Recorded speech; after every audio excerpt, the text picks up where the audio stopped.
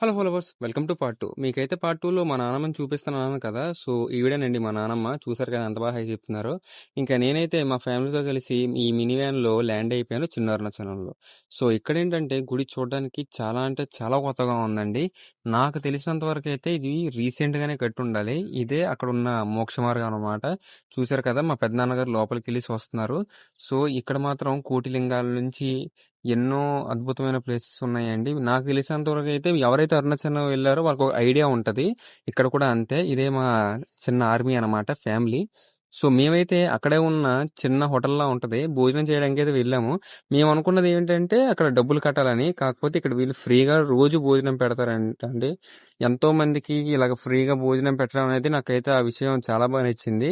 ఇక్కడ ఫుడ్ కూడా చాలా అంటే చాలా బాగుంది. ఎన్నిసార్లు అడిగినా విసుక్కోకుండా వేస్తున్నారనమాట. ఇంకా మా వంతుగా అయితే మేము 500 ఇక్కడ ఇచ్చేసి మేమైతే ఇంకా ప్లేసెస్ చూడడానికి వెళ్ళాము. ఇంకా ఇక్కడైతే సీతమ్మ వారి చీర రాయిగా మారిందంట.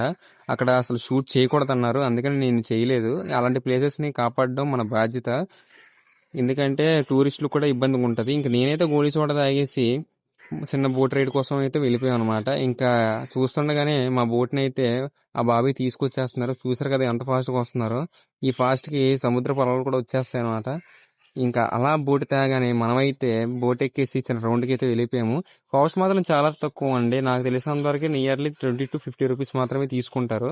బోట్ రైడ్ కూడా అంత పెద్ద ఏం కాదు. చిన్న టర్నింగ్ లా చేసి వచ్చేస్తారంట అంతే. సో దాని తర్వాత మేమైతే గుడికి వెళ్ళిపోయాం అనమాట. ఇదే పర్ణశాల. ఇంకా ఈ పర్ణశాల గురించి తెలిసిందే కదా. ఇక్కడ మాత్రం అసలు వీడియోస్ తీయకూడదని చెప్పేసి అన్నారు. అందుకని లోపల మేము ఏ వీడియోస్ తీయలేదు. ఎందుకంటే గుడి ఒక రెస్పెక్ట్ అనమాట అది. ఇంకా అక్కడే ఈవినింగ్ సన్సెట్ ని చూసి దగ్గరలో ఉన్న 2 బ్రేసెస్ తీసుకున్నాను.